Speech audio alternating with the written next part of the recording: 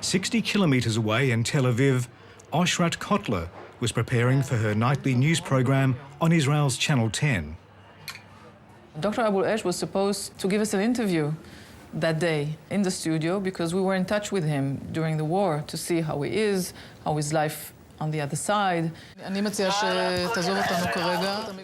Instead, the doctor phones in. On air, reporter Shlomi Eldar takes the call and switches to speakerphone.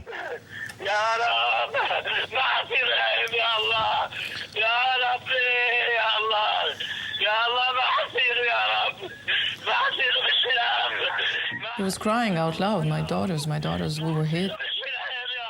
My daughters are dead, my daughters are wounded. I mean, he was out of his mind, of course. He was freaking out over there. בבית שלו, אבו לש, תגיד לי את הבית שלך, איפה אתה נמצא? אולי ישלחו אמבולנסים אליך, אולי יאפשרו להגיע אליך באמבולנסים.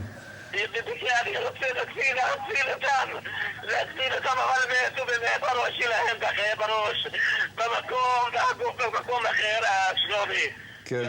After 4 or 5 minutes, I signed to the control panel that I think we should cut the sounds and maybe release Shlomi and the other correspondents to try to help him backstage, and that's what happened.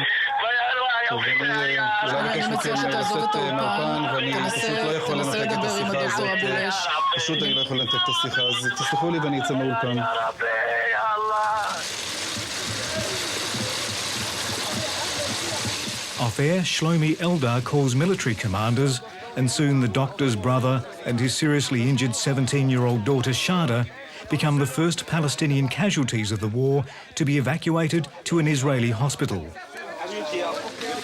Dr. Abu Eliash directs the medevac. אם הרופא שמטפל בחולים ישראלים, ככה עושים, באמת, זה מה שעושים, זה השלום. The 2 Israeli tank shells that had slammed into the house had killed the doctor's daughters, 20-year-old Bisan, 15-year-old Maya, and 13-year-old Aya. Also to die in the same room was the doctor's 17-year-old niece, Noor.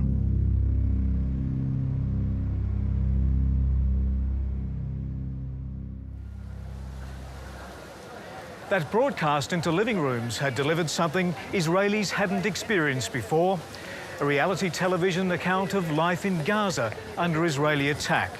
But more than that, all of a sudden, the killing seemed very close, and the victim seemed too familiar for comfort.